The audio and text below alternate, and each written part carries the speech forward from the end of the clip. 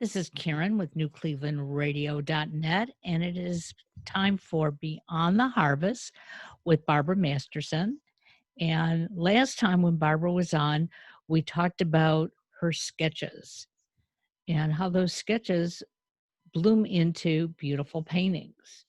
So, welcome, Barbara. And I'm still in love with all those migrant workers that you talked about the last time. And I am spreading the joy around that. We certainly need to appreciate anyone who um, is doing the hard labor that many of us just choose not to even try. So, That's true. so what do you have for us today? Well, I thought I would start at the beginning of this 5-year process that I've been involved in. As I mentioned in the original podcast, I have been a landscape painter for many, many years, painting on location. And what changed my life is when I was on a farm in our area, and the migrant workers came into view. And then I painted them all summer, and I timed my painting events to when I knew where they were, what they were harvesting or weeding or planting. And along with painting them on location, of course, with everyone's permission, the farmer and as well the workers, I would take random pictures of them with my phone. Well, they left the summer of 2015, and I really was confused as what my next step would be. So I was inspired to start looking at my photos and start using those as references to paint the workers large. And so this is what happened. This is actually the first painting I did. Ooh, that's hard to see. We can see him. And what I'm going to do for all the listeners out there is I created a file of these pictures, and we'll attach it to the podcast so people then can go back and look at them and understand what you're talking about. So you labeled this, "What are you thinking?" Yes, because the expression in his face and the way he was looking at me as he was coming out of the field, I was just wondering what he was thinking. Oh, absolutely. And as I look at him, he almost looks like he's sort of protecting himself as he's looking over at you. You know, it's like, I'm not sure what you're doing over there, and I'm going to keep an eye on you. Yeah, I think so. Yeah. That could be, definitely. So this was one of the first one that I did. And my work when I was doing landscape painting, I wouldn't work real big when I was outside. The biggest was a 3-foot square, I think, maybe. But these are large. This is 24 by 48, so it's 4 feet tall. Okay, sure. And so that's, what are you thinking? And then we have here Mr. Morris, who is coming out of a field with a tray of tomatoes, and there's this ominous sky in the background. Absolutely. He looks like he has really worked hard all day long. You can just see it in his face when you get to look at this picture up close. Yes, I think he has been working. And I on this particular farm, he seemed to be a lead player. I would see him, so it's just a feeling that I got that he was in charge of other people as well. And this is about 24 by 30. So it's 2 feet wide. And so you just took a picture with your cell phone. Yes. And from that, you created these beautiful paintings. Yes. Crazy. And then this is another large one. It's 36 by 24. and it's called The Day Continues. So we have two migrant workers bent over and picking or weeding. I'm not quite sure what they're doing, but they're working hard. Yes, they're harvesting. So how many of us would do something like that?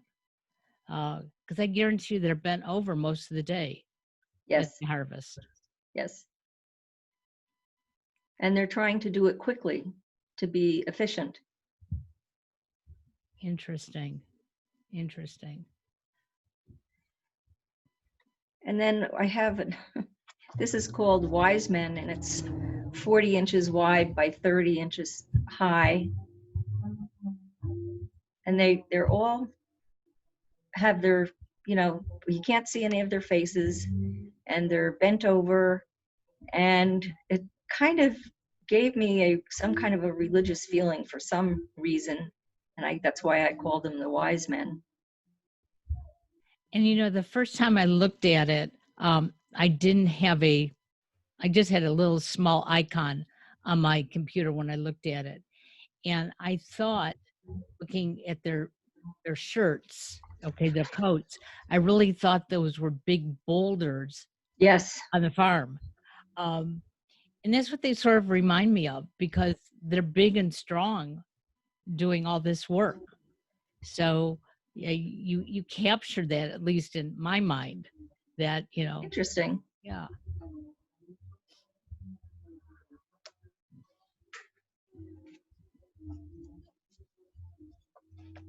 So these people are all from the same farm.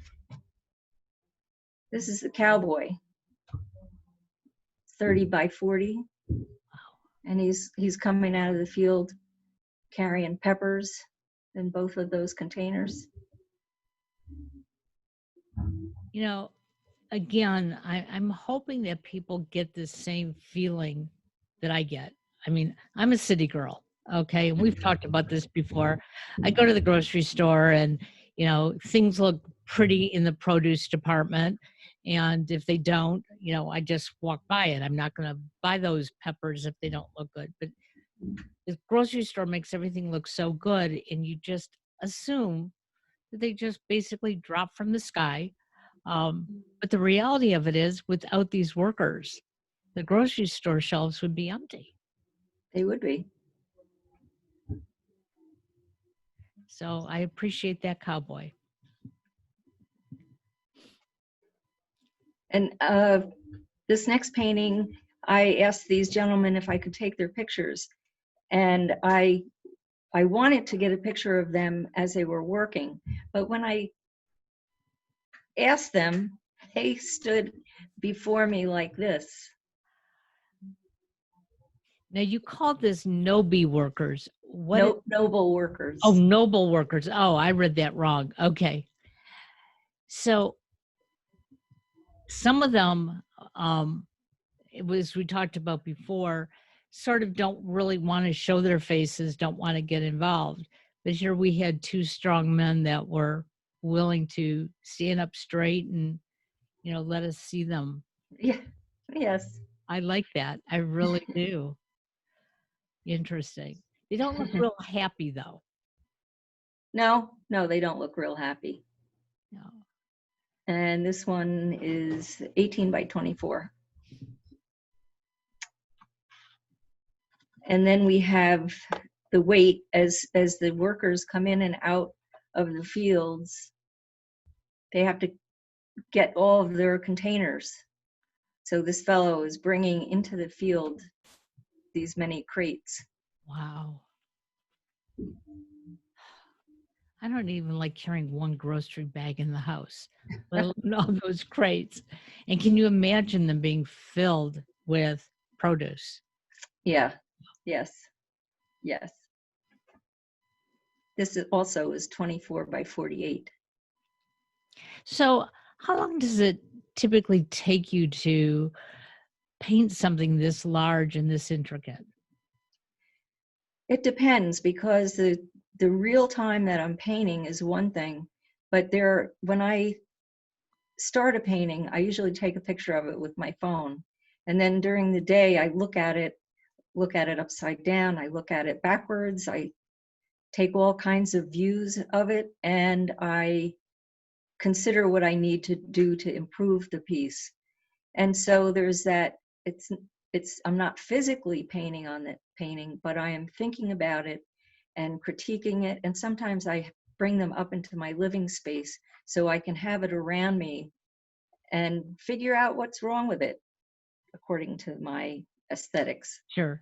So, and I also work on several pieces at the same time, because typically oil paint, especially like white oil paint, is got so much oil in it, it takes a long time to dry. So if I want to layer colors over each other, then I have to let the paint dry for a specific effect. So I would say a month, Wow. maybe longer. Sometimes Sure. I have one sitting here in my studio that I started many months ago, and it's 30 by 48, and I'm looking at it. Yeah. And it's very close to being finished, and I can't finish it. And it's sitting here. So that if I finish this other large painting, it's going to be 6 or 7 months of it sitting here looking at me. So you mentioned that you can't finish it. Is it because you can't visualize the finished product? No, I think it's my painting has slowed down since COVID, since July. Okay. And so I think it's more mental than anything else on my end. So I know it will come back, but I'd like it to come back sooner than later. Well, and I'm sort of glad that you mentioned that. And the reason why is that I've heard from a lot of people, whether they're painters or they're writers or, um, maybe they don't have a specific um, job that they do, but they're finding that, especially this month, they're becoming, it's becoming harder to do what they normally like to do.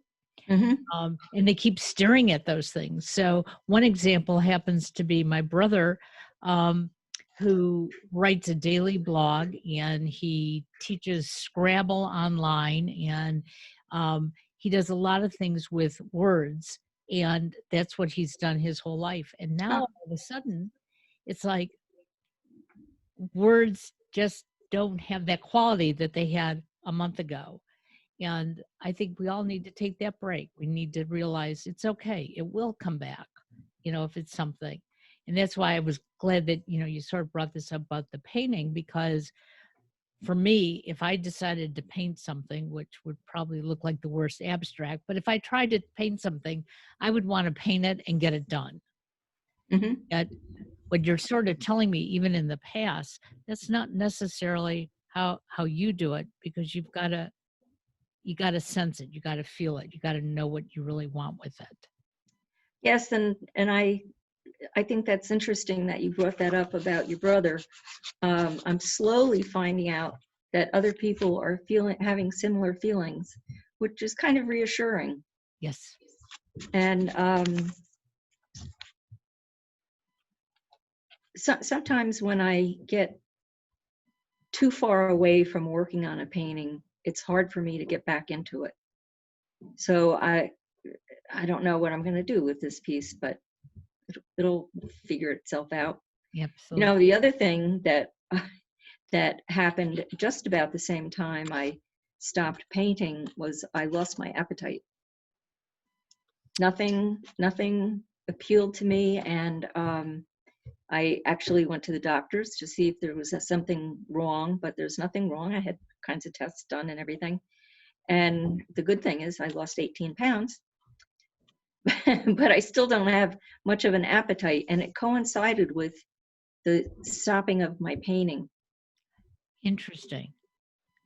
So your Maybe. painting enriches you, gives you that zest. And without that, you're just sort of marking time to some degree. Yeah. Yeah. I don't know if I should have shared all that, but here Well, we are. but you know, I'm sort of glad you did because so many of us are going through this. Okay. And I typically go through this come wintertime, and today being the first day of winter, Oh, um, yes. you know, I find that if I don't look ahead and say, oh, spring is 3 months from now, rather than, oh, winter just started, uh, Hmm. I feel I feel cold. I feel closed in. Um, I make excuses for everything that I don't accomplish. And yet today I even wrote about it in a blog that, you know, it's okay to feel those things, but you sometimes have to give yourself that kick in the butt and say, okay, I see it in the future. I don't know Hmm. exactly when it is, but I see it there, and it's something to strive for. And knowing you and your talent, and your love of, you know, painting, yeah, it will come back. It's just now your body is probably telling you you need a vacation. I So agree. let's take that vacation. Um, so going back to the one that we just saw, the migrant worker carrying all those heavy baskets on his shoulder. Um, you said that sometimes you have to go back and look at it to at the picture, look at the picture and say, you know, what was I really trying to capture? What does it really look like?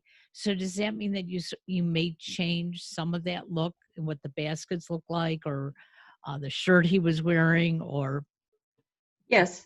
okay, Yes. Sometimes I'll change the background to change the feeling of the piece, got it. or the color of their clothes. I make up the color of their clothes most of the time. Like, I thought it was important that this gentleman, he had a hat on, but it wasn't red. I thought that was important to have a red hat Sure. right there, Yeah, kind of a focal point. absolutely. Okay. What do we have next? We have the vine dresser. I wish I could. So what does a vine dresser do? As I'm looking at him, um, is he tying up the vines? Is that what dressing is?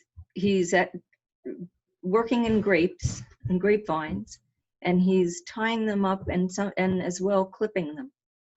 And here he is. And now I've painted this gentleman several times. His name is Mark, and he is so gentle with what he does. It's interesting to me. You know, this is the winter time. He's got a hoodie on and a knit cap and a leather jacket and bare hands, and he's got to tie up all these grapevines. Wow.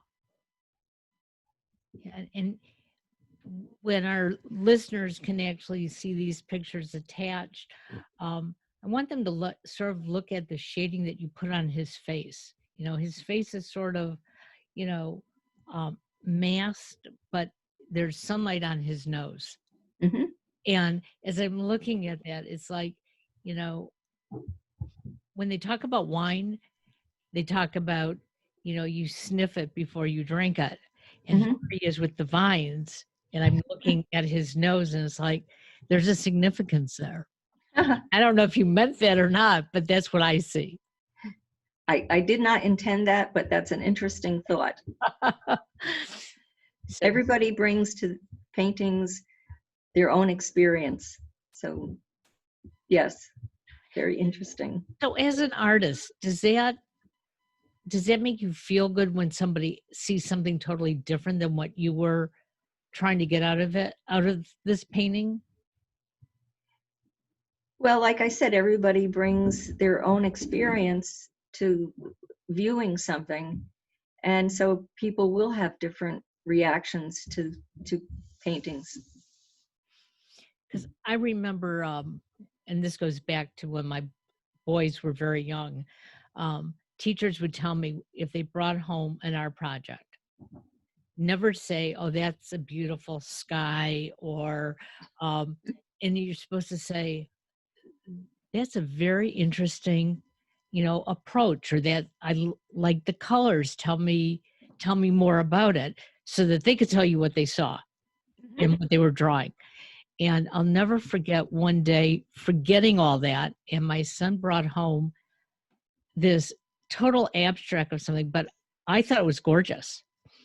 And I made the comment, "I love your abstract design." And he looked at me and he goes, "It's not abstract. That's that person." And he's telling me who it is. And it's like, oh my gosh, never do this one again. But I have it hanging in the house because I love the colors. And to me, it's an abstract. And if it's still, a person to him, that's fine. So I like that. I have two more to show you. Okay. This is a 48 by 36, and this is called Fathers, Sons, and Brothers. Now, we talked about this in the last podcast, that if a father has two sons, typically only one will come to the farm with him and one may go to another farm. Yes. So do we know what the rationale for that is? Or it's just... I do not. Okay. Because I've thought a lot about that recently. And, since we did the last show, and, they're so far from home to begin with, it just seems sort of sad that the whole family can't be working together on the farm. Right. I love it. And I like how you put them in sort of different colors so that in our imagination, maybe we can assume who's father, who's son. Love it. And this last one is on the small size. It's 18 by 24. This is your friend Jerry. He's Jerry. And what he's doing is he's got a machete and he's carving a pole, a wooden pole that has to go into the ground as tomato stake. Oh, wow. And they have hundreds and hundreds of these stakes that they then pound into the ground, and then the tomatoes, and then they of course they string up the tomatoes as they get bigger. But he got his head down and he's working that machete. And most of us that plant tomatoes, in fact, I remember when my parents used to plant tomatoes, my father would go to the garden store and he would buy stakes. Yes. So Yes. I can't imagine any of us doing this kind of work over and over again. No, I can't either. So as we talked about in the past, these migrant workers come probably sometime in the spring of the year, and they start the harvest, and they work through the fall, almost into winter. And then they go back home for a couple of months. And then they turn around and do it all over again. This is their life. Yes. So when you have talked to some of them, do they have a different vision of what they would like their life to be like? Or is this, what they see as, this is just the way it is? I think there's an acceptance, particularly among the older men that I've talked to.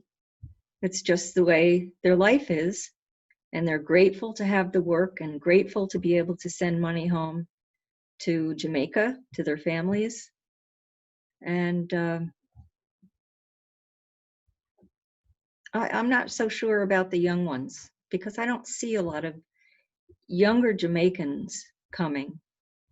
But the older fellas like Desmond, who I've talked about before, he's 70 and he's doing this really difficult work. And but I see him on a Sunday afternoon and he's got all his work clothes off and he's got some other, clothing on, and he's just roaming around happy, seemingly happy. Always has a smile on his face.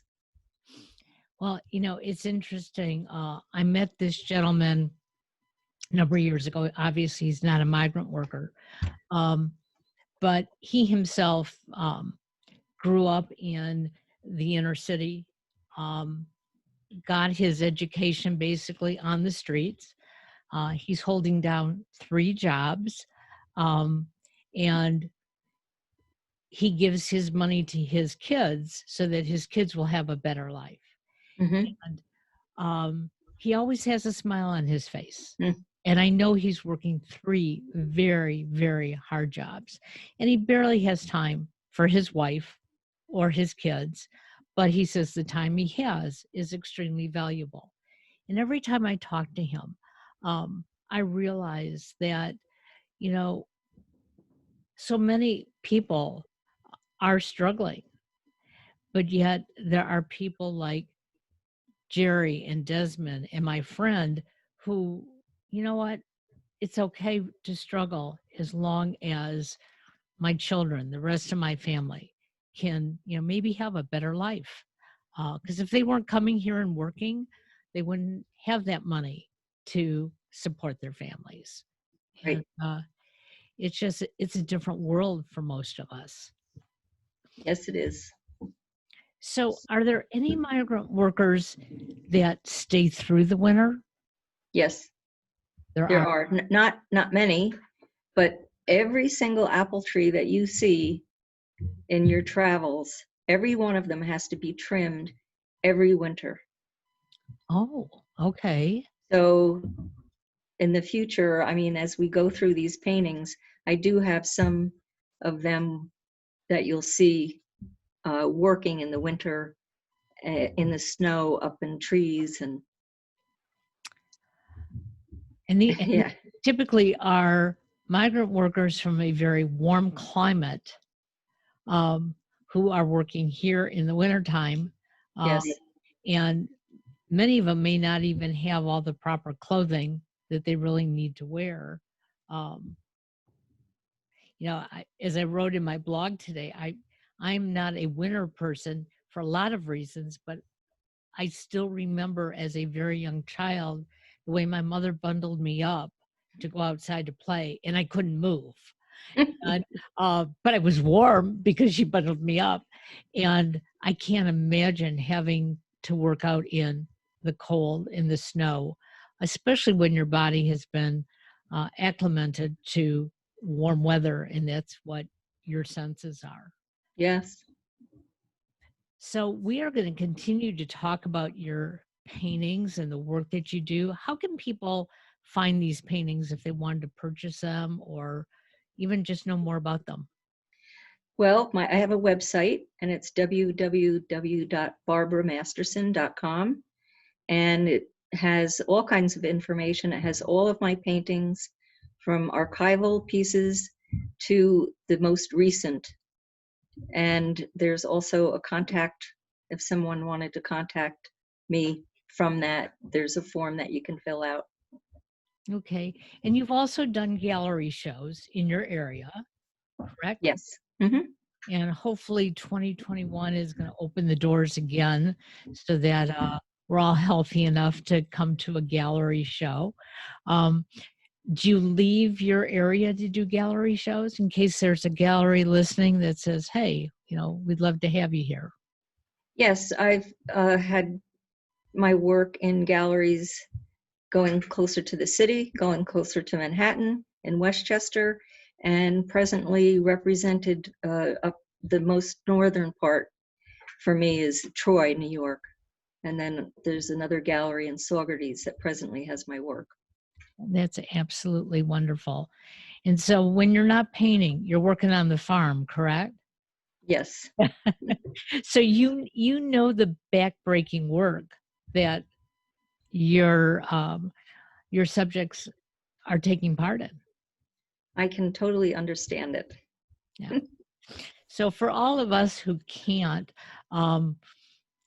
just going to make a recommendation that one day we go out into our backyard, our little patio or whatever, when it's very cold or very hot, and till the soil a little bit and see what it really means. I think we might appreciate some of the ugly vegetables that we can actually put on our plates. They don't have to look as beautiful as, the shiny ones in the grocery store.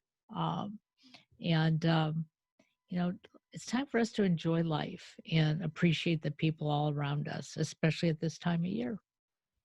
That's true. That's true. So we want to send our love to you for a happy holiday.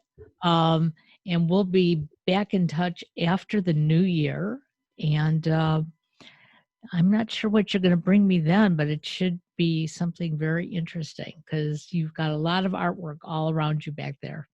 I do. I do. Thank you. And you have happy holidays too. And your Thank family stays safe. Thank you. Talk to everybody soon.